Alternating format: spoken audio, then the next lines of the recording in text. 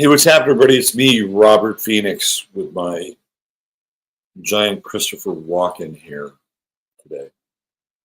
How is everyone? Let me make sure I have my right mic setting here, just so it's going to get better.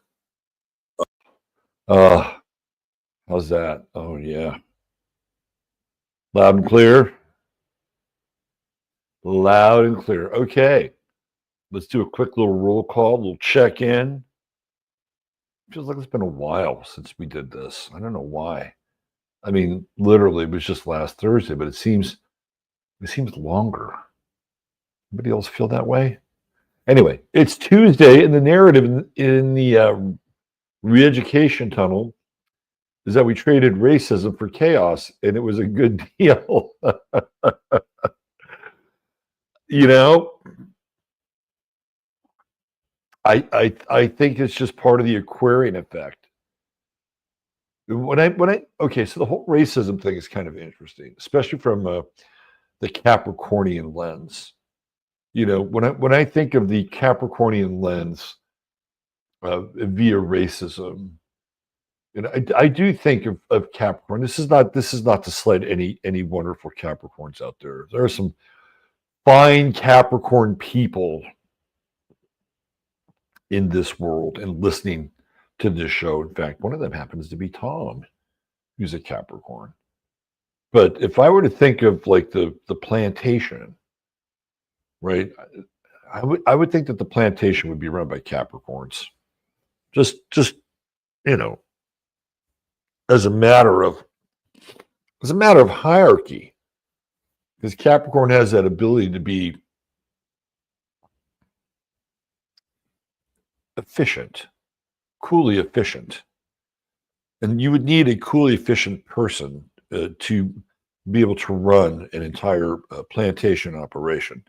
So maybe it's the end of Pluto in Capricorn and the embrace of Pluto in Aquarius, and the results still are not fully in as to how this trade-off is going to go.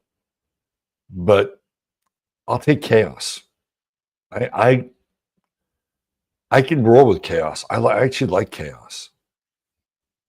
I was kind of a chaos merchant growing up, so it's like breathing in some ways. Let's see who else we have. DJ MC, what's going on? Michael, Jackie Delario, from an elated Eagles fan. Fly Eagles. You know, I got to say, I was really surprised when they asked to talk to Nick Sirianni after the game, which I did not watch, by the way. But they talked to Nick Sirianni. I did see Nick Sirianni's post-game like interview, and I had no idea that Nick Sirianni was like a very religious guy. You know, he's talking about God and he's talking about Jesus and putting God in Jesus. Because when I think of Nick Sirianni, I think he's kind of a dick.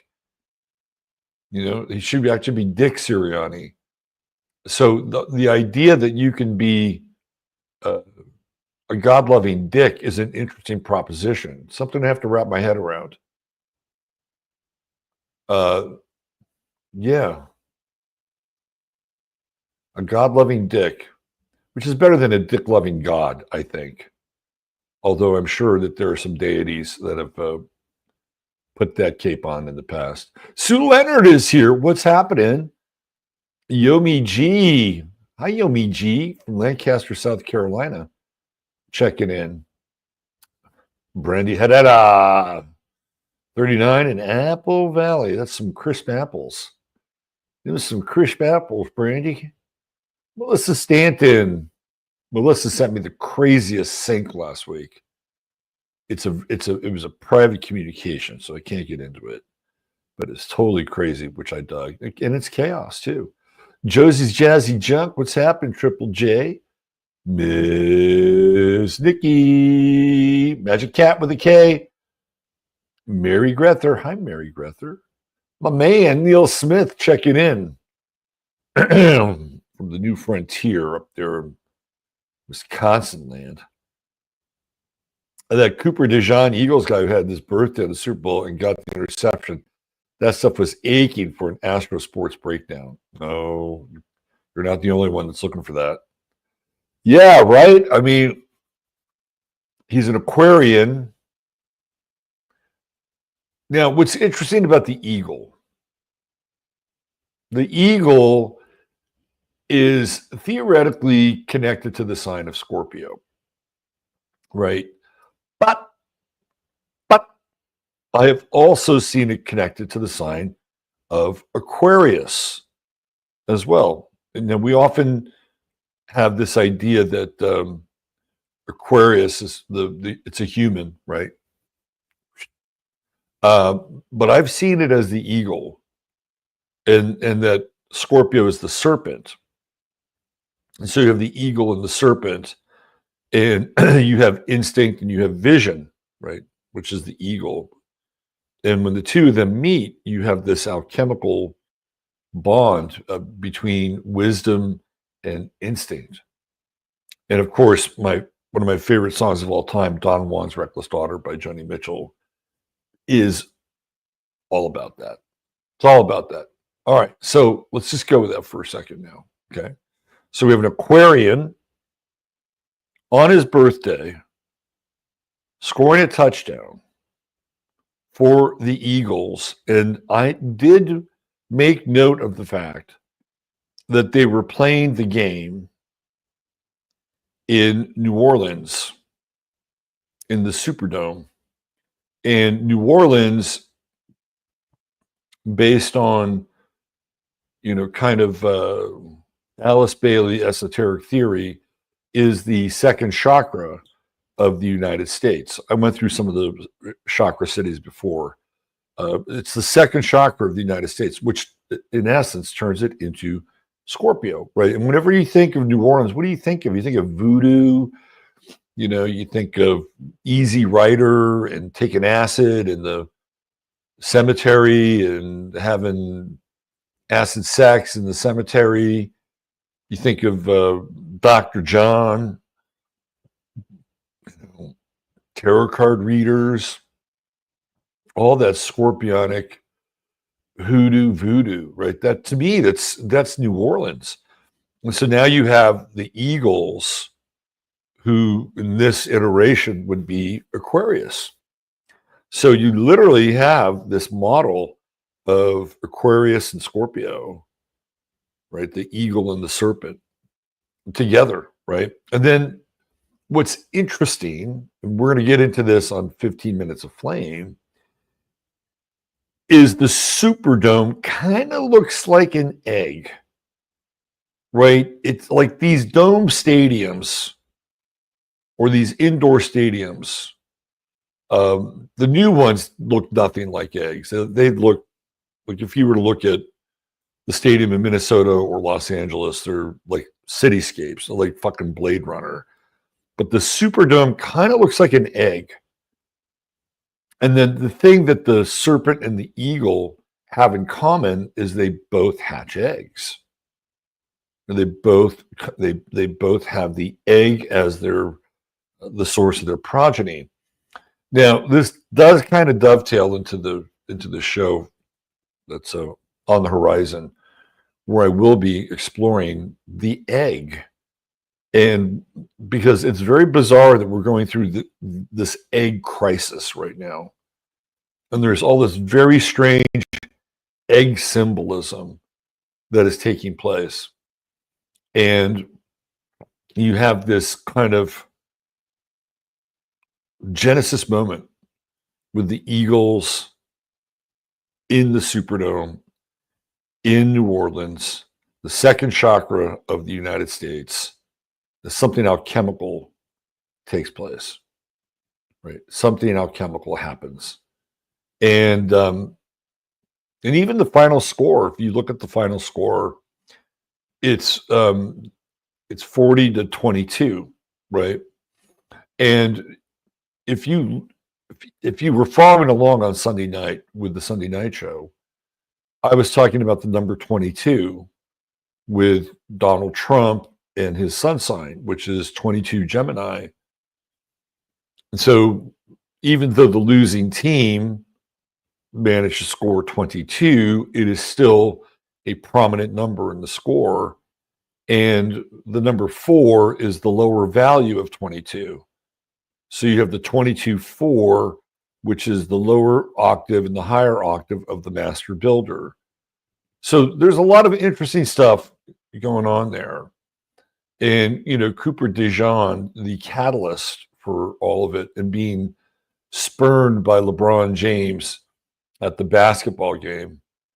It's like, yeah, he'll dap up the brothers, but he won't dap up Cooper DeJean. Who's this white boy? I don't know this white boy. Who's this white boy? Is it White Boy Day? Oh, yeah, the white boy scored a touchdown.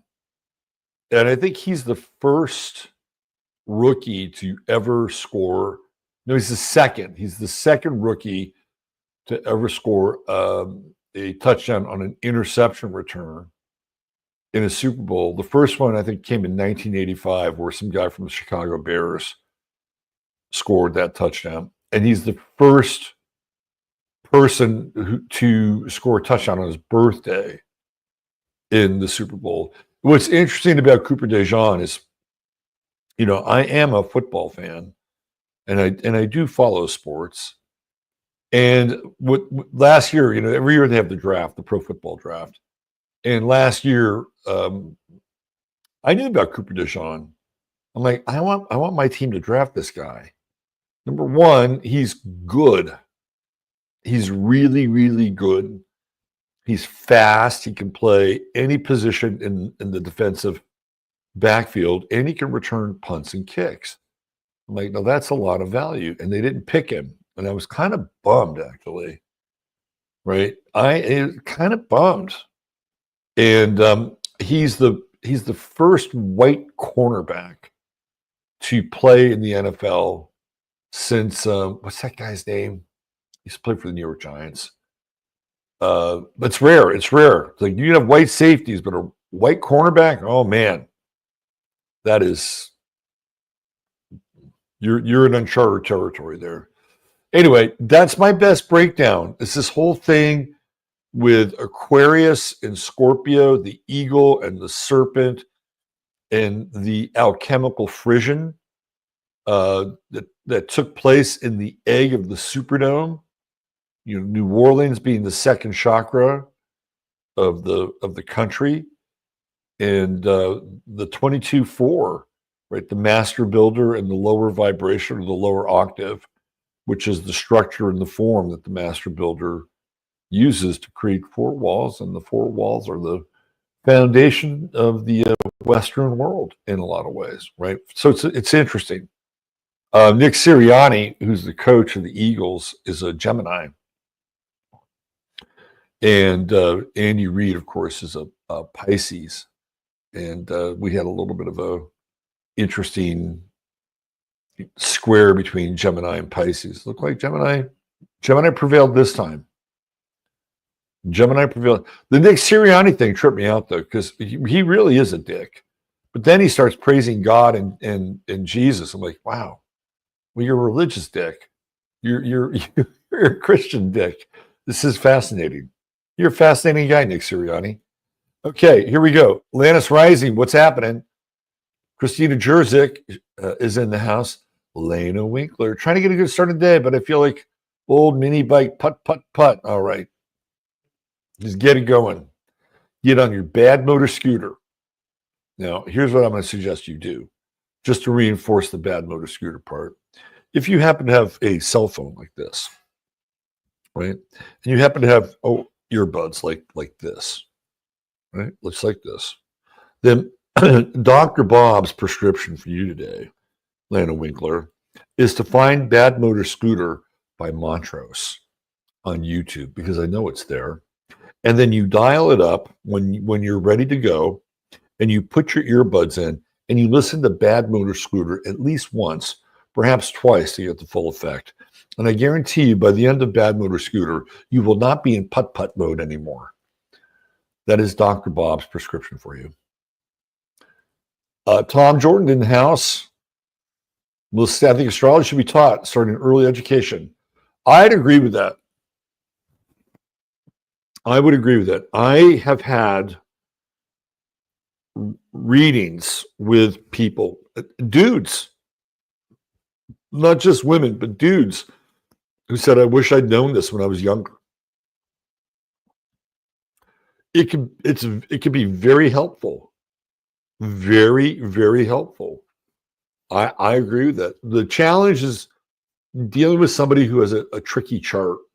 Because when you're young, you don't want to hear bad shit. Right. You just want to, you want to hear how good things are going to be, or how, how great you're going to be, or how positive or how powerful. And that's that's where the astrologer comes into play and is able to interpret these things. And while they may not seem to be all that grand on the surface, then there's a hidden structure and meaning and depth and learning there for the individual. If they get it, they can get it. Conversely, somebody who has a great chart, you should tell them not to take it for granted. That just because they have, a grand trine with a kite pattern and only one or two minor squares, like, yeah, just because you have that, you get all these goodies, you shouldn't just coast. So I think it kind of goes both ways. Joan, the lovely and talented one, in the house. Let's see. Scrubbies, what's happening, Scrubbies? My Endless Road. Good morning to you. Lisa Ann White, Glemma Spank. Tammy Lynn, what's up, Tammy Lynn? Everybody should have a relative named Tammy Lynn. Everybody should have an aunt named Tammy Lynn. Aunt Tammy Lynn. Because Aunt Tammy is going to come over. When she comes over, she's going to be fun. She's going to be fun. She's going to bring great gifts for the little kids, right? Maybe an extra bottle of wine. Everybody should have an Aunt Tammy Lynn in their life. DAC, clearly loud. What's happening, DAC? Thor at the door. Artist seer. Astrology answers the questions we need to know about ourselves. Sometimes astrology asks the questions we need to know about ourselves. Neo the Wise. Michael Caine in Ipcris File. Ooh, man, that's a rough watch. I watched that as a kid at the drive-in theater with my parents. Like, what the fuck is going on with this guy? Why are they treating him so horribly? Let's see. Moira, NYC. It is cold and dreary across the entire country here. It's kind of a theme, I think. DJMC, more cowbell. You got it, brother. Janine's in the house. Nice light. Claire is here hanging laundry. Diane Evans. What's up, Diane? Ratchet Boo. From the Central Coast of California. One of my favorite places. Love the Central Coast of California. Love my getaways there back in the day. Back in the day. Let's see. Lori E's here. Listen on the phone. Charlie from Biloxi. Charlie, your bills will be back. Don't worry about it. Yes, you can become a member of the 11th house. Don't forget, you can buy me a cup of coffee if you're enjoying the content. And please subscribe and hit the like button. That really helps with the old algorithm. Healing Heart Rosie. Leia Dange. Let's see what else we have. I'm sure racism seems interesting in a country where you have free speech. I couldn't say plantation without getting tasered in the taint. Yeah, I know. It's I think chaos is more interesting. This is such a God. When I see what's happening in England and Scotland and Ireland, it's just appalling. We'll throw Wales in there too, I guess. It's just appalling. Absolutely appalling. You're in 1984 territory, and we're kind of not that far behind. If we keep having more anti-hate speech legislation, we're going to be creeping up on you real fast. So, anyway, one of these days, Sigurd, one of these days, the walls will come tumbling down. Beth is here. Aquarius, it's electric. That's right. Full moon tomorrow, multiple global earthquake swarms. Yes. Well, we got the Sun Uranus square. We'll be talking about that today. Absolutely. Let's see. Who else we have here? Shirley's here. Bo's here. What's up, Bo? My man, Lyle. Trump is a chaos magic sorcerer. He is. He is. Trump is chaos magic. And he's a dark sorcerer and he is a light sorcerer as well. You don't get it any more polarized than the dawn. Darlene's here. Oh, it's her mother's birthday. She's 78. How about that? Happy birthday. Lynette Jardine. Mad Maxine. Chaos cuts differently when you can't own a gun or legally protect yourself. Yeah, I'm sure. I get it. Look, I was just born into chaos, man. My household was chaos. So I was baptized in chaos. It has nothing to do with being in a place where I have a gun. But I think we're talking maybe about different types of chaos. Carol Amore is here. Steve Zerlith, the immortal. Hated that halftime show. You're not alone, Beth. There were quite a few critics of the halftime show. Let's see what else we have here. Many discussed the demon microphone. Yeah, not a fan. Not a fan. I didn't watch it. Harry Bowie's here. Hey. Let's see. UFO egg. That's right. It's all part of it. All part of it. For me, it was Swift, the Swift cult to get a win. So I asked for it to be taken by the Eagles. Eagles are known for taking. Yes, they are. Egg shortage only in America. The whole thing is a distribution fabrication. No doubt. But it's still part of the narrative. Let's see. Oh, we have Mr. Granomore here. Who else do we have? Any newbies? Misbehaving too? Here we go. This is an interesting comment. People had tailgates at a cemetery just outside Philly during the game. So many of us come from families who followed the Eagles from the beginning and never saw a Super Bowl win. Well, now you had two. Now you got two, right? 2 Super Bowl wins. You're still 2 behind the 49ers. It's all fake. Should I end the show then? Should I just end the show? If everything's fake. Keeps the greasy machine ongoing. Okay. Let's see. Andy Reid is the walrus. He is. He's totally the walrus. The end of the Piscean pole. All right, let's get on with the weather. Funny script, Dr. Bob. Then rock candy is a must. Oh yeah. Yeah, you got to follow up Bad Motor Scooter with rock candy. The unoccult bowl. Astrology should never be taught to psychologists and teachers. I agree. Veronica's barn is with us. All right, let's go. Let's get into it. Man, I spent 25 minutes chatting with y'all. I guess it's Monday. So let's do the weather. Thanks for your nutritious commentary.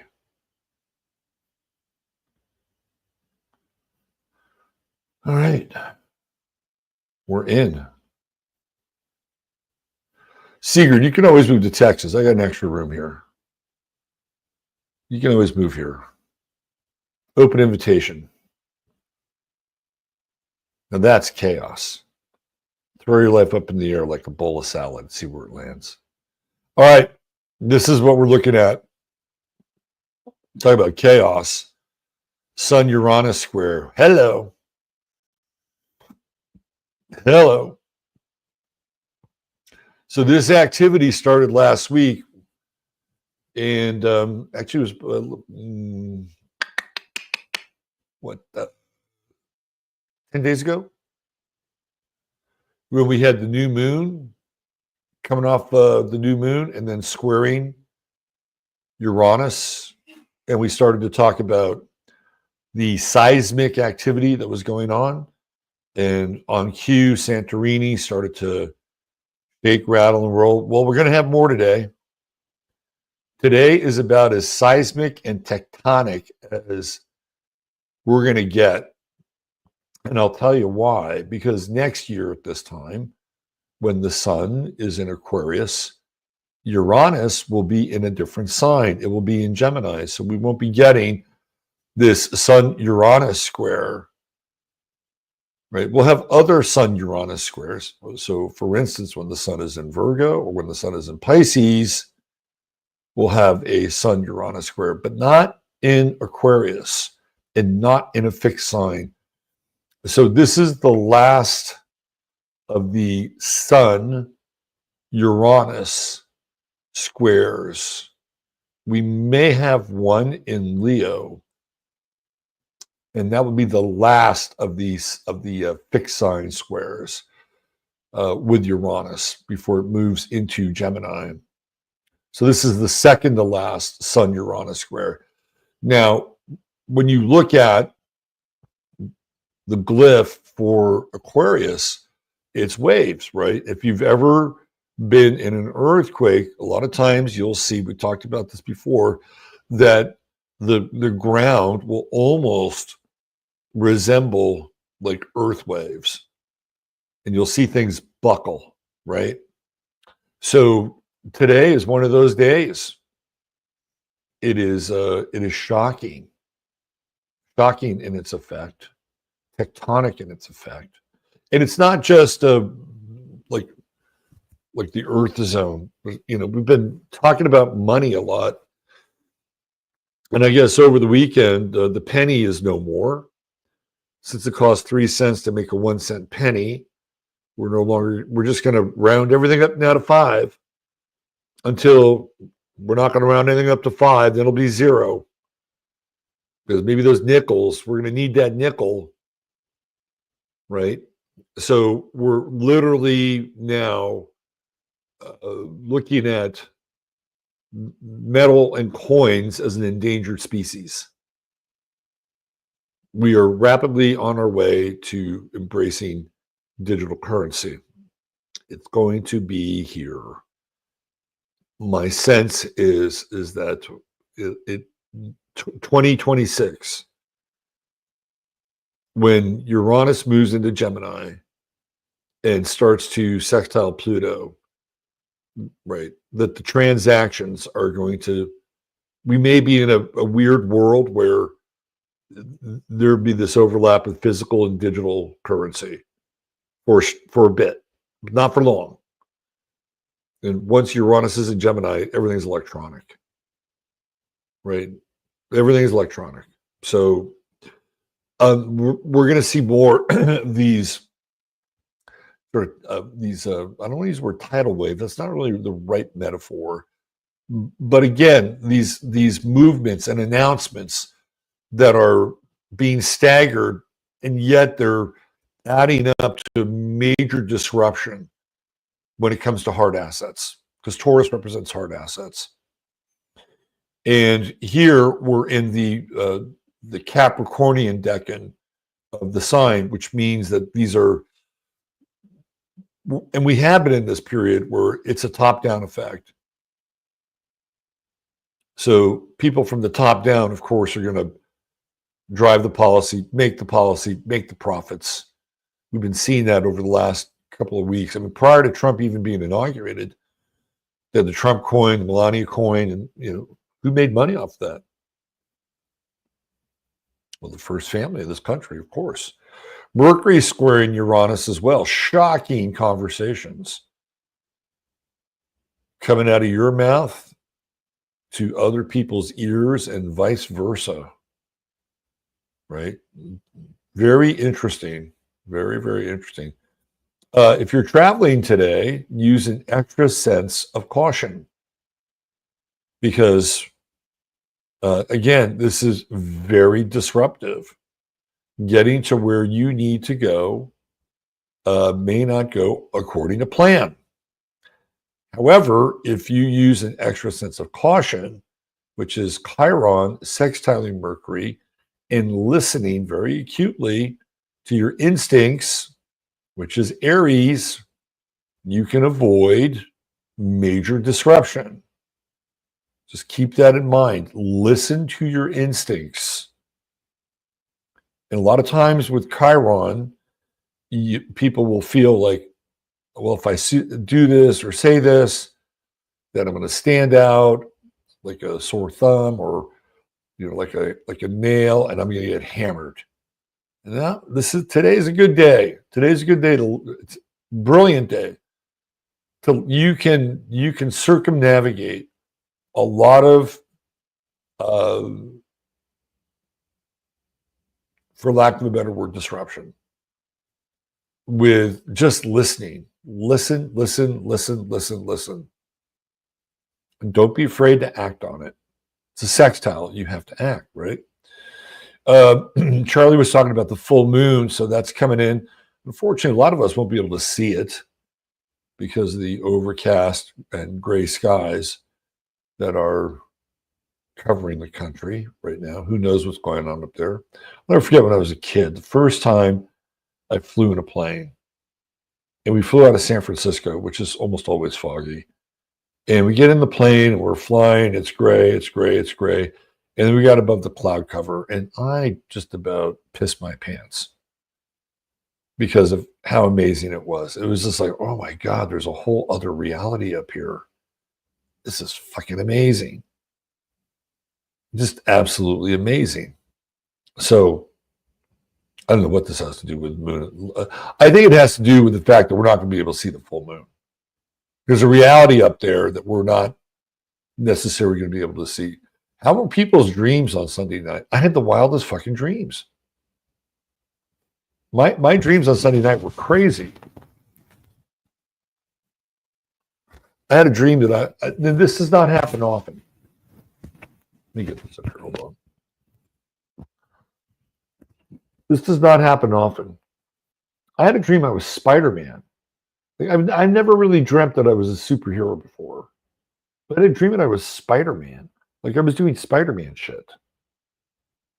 And I was like fighting this thing, and it was like a virus, a fungal virus or something, and it would attach itself like down around your ankles, which is very Aquarian, by the way. And if you didn't do something about it, it would grow and spread. And the way that I was able to shake this virus, this thing, whatever it was, fungal virus, was I had to be in a place that was just incredibly loud. It was the vibration of the loudness that literally like shook this thing off me. Not once, but at least twice. It was very odd. I've never been Spider-Man before. I've never been any superhero before. That was kind of interesting. So we will have a full moon. Now we're past last night. This is why I'm kind of bringing this up. I didn't have a great night sleeping last night. I don't know about the rest of you, but I think it was a lot of it had to do with this Moon Pluto opposition and feeling. I don't think it's easy to sleep on fire moons. I really don't. Earth moons, water moons, much easier to sleep on. Air moons, I think if it's an air moon, you should sleep on an air mattress. That might help. I'm just kidding. But the moon will be full later today in Leo. So we get into the kind of the emotions of the royal I versus the sort of the collective entity known as the royal we. I versus we, right? The needs of the self versus the needs of the group and the whole. And they are on display here. Women are up in arms today a little bit with this moon in Leo. I am woman, hear me roar. There we go. Channeling some Helen Reddy here. So I would assume that there'll be a number of the fairer species on the warpath today for the president and his ilk, and just in general, right? There were a number of commercials during the Super Bowl. There was this one commercial where it was a Nike. Of course, it was a Nike commercial, and it was basically telling women that, well, you can be anything you want to be. You know, you can be strong, you can be powerful, you can be emotional, whatever. And the song they were using was "Whole Lot of Love" by Led Zeppelin, which I thought was interesting. I'm like, oh, okay. So Jimmy Page. Now this is fascinating because it ties in with Crowley. And what Nike is basically saying to women in that song is "Do as thou will." And the slogan for Nike is "Just do it," which comes from Gary Gilmore when he was on death row. It's just do it. That's Nike's slogan, just do it. So it comes out of this. I think Gary Gilmore's an Aquarian too, if I'm not mistaken. Could be wrong, but I think he's an Aquarian. But yeah, man, it's interesting. Like the message to women is "Do as thou will," and they're using "A Whole Lot of Love" by Led Zeppelin, and I'm assuming that all three guys had to be in on the publishing deal, and particularly Jimmy Page. And of course, Jimmy Page had a very strong connection with Crowley. So it all weirdly fits together, right? And then the Nike swoosh is Saturnian, right? It is a symbol of Saturn, and of course, Jimmy Page, being a Capricorn, is kind of a lord of Saturn, right? So you have that with the Super Bowl as well. Very interesting, right? But that gets into this moon in Leo. And I am woman, hear me roar. That is the theme for the day. We do have an exact trine with Saturn and Mars retrograde. So again, if you're doing repair, if you're doing anything around the home, today is a good day. Today is a very good day to get a handle on it. I should probably listen to my own advice.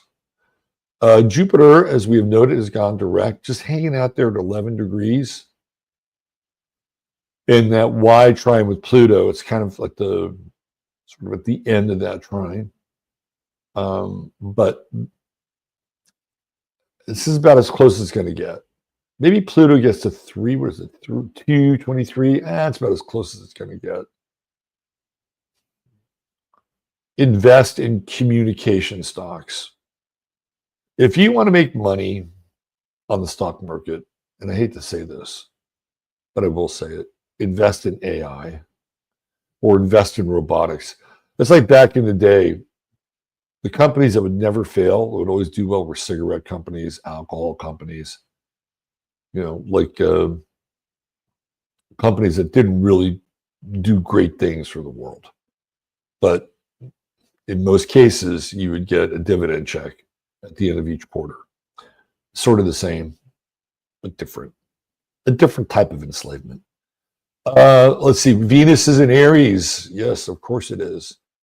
And we do have this Moon-Venus trine, although the moon will move out of that orb later today. I don't think it'll be easy tonight to sleep either. Fire moons are difficult. They're restless. So I would urge you to, especially for your generators. You generators need to work hard and get tired so you get a good night's rest. And Dr. Bob says, generators, go out there and work your ass off. We're with you. The true node is, man, it's moving, right? It's at 27 now. It's at 29. It's moving 27 degrees. It's slow, inexorable march towards Aquarius, although we're a ways off. We got some eclipses to go through before we get there. Not a heavy season of eclipses, but I think we have at least 3 this year. The first one is in Aries. It's part of that Aries Libra cycle. And then we have an eclipse in Pisces, and then we have another eclipse in September, partial solar in Virgo. So we have 3 eclipses this year, but only 2 that are connected directly to the nodes in one part of the final eclipse cycle from the previous year. All right, there's your weather for today. Let's get into the star of the day. And to do that, I have to bring up the banner. There we go.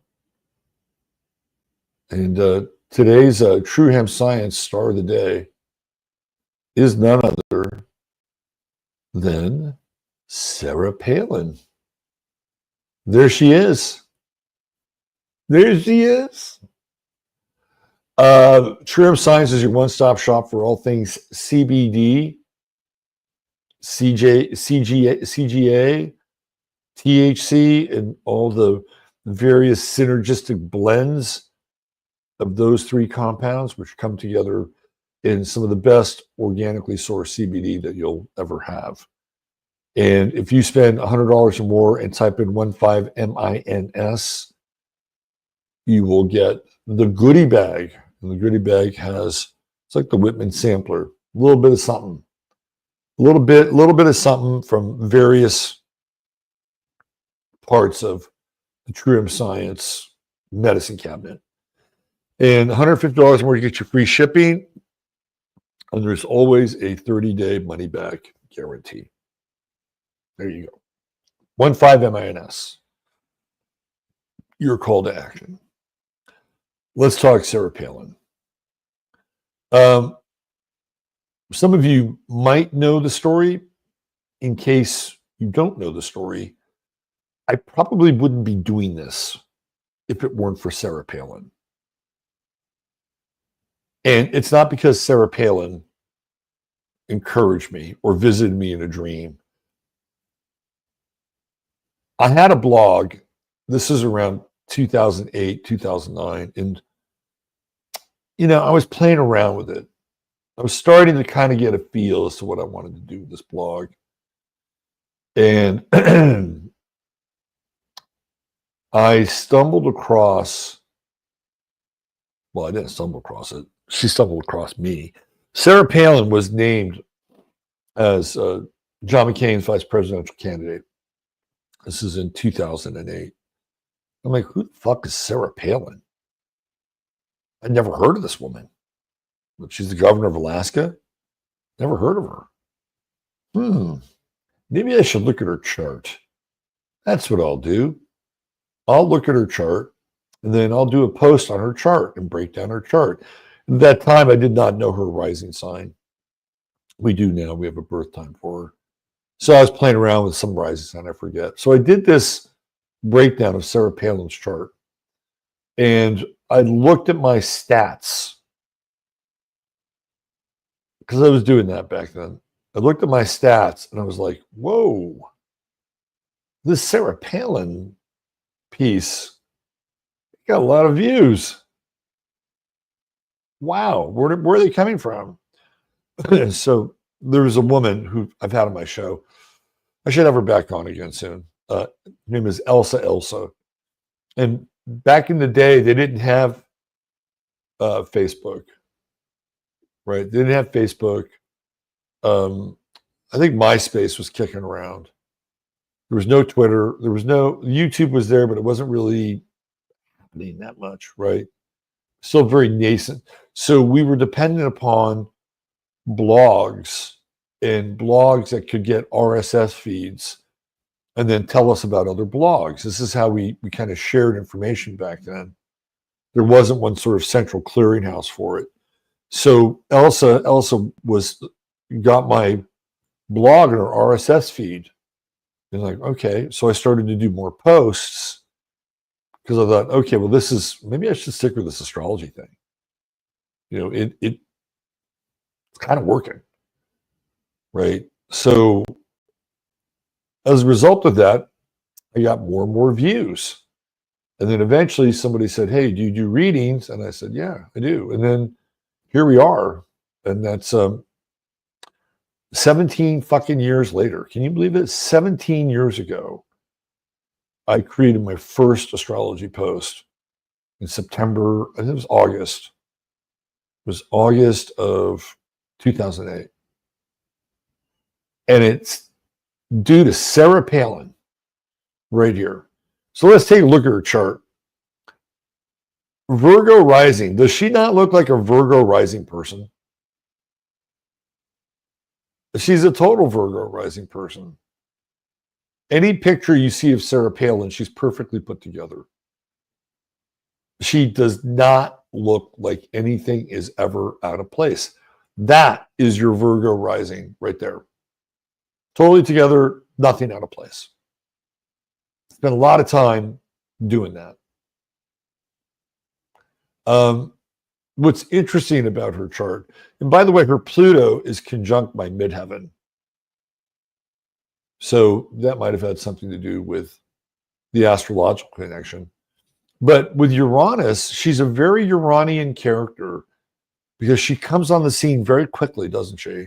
Like out of nowhere, like a bit of a lightning bolt, thanks to Bill Crystal. But then with Pluto there, she doesn't stick around long either. Right? She's literally a flash in the pan. And once people kind of figured out that there wasn't a lot there, right, then she sort of fizzled away. But for a hot minute, Sarah Palin was the it girl. And she was the it girl for the Republican Party. She's kind of the prototype of the Fox conservative woman now. She was the prototype back in the day. And came upon the scene fast, and then boom, done, gone.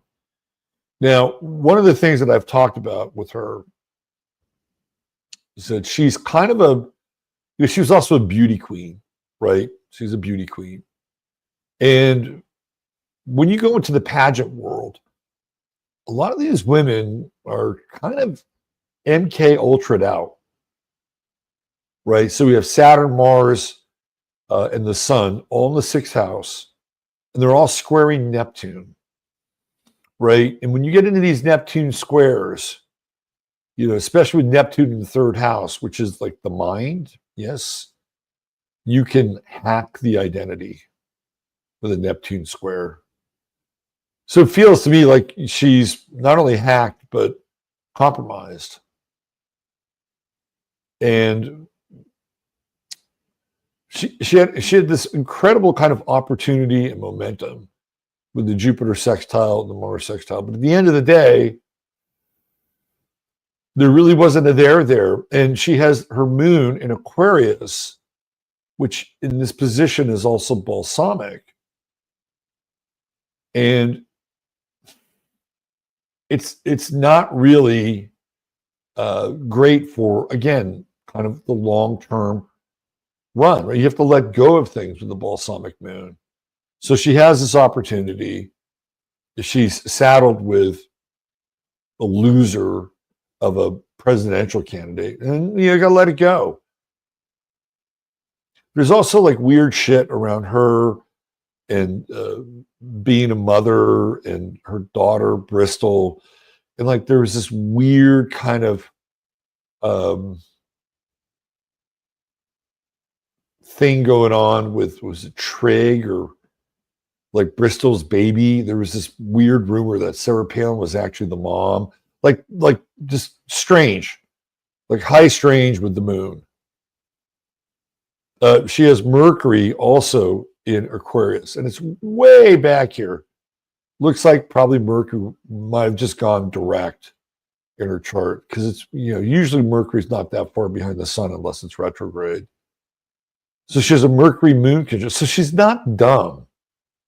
Like Sarah Palin's not dumb. But with this Neptune square, she's kind of compromised and a bit hollowed out in some ways. Right? Like this is the challenge here.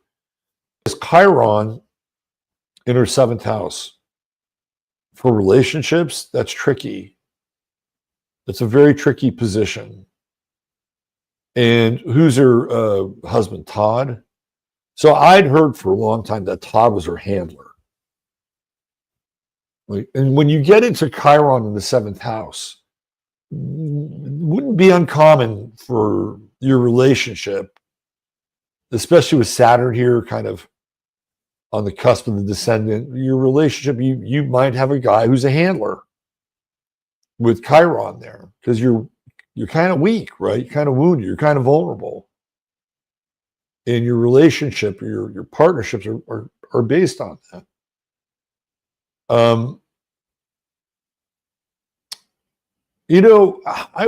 Timing is everything in life.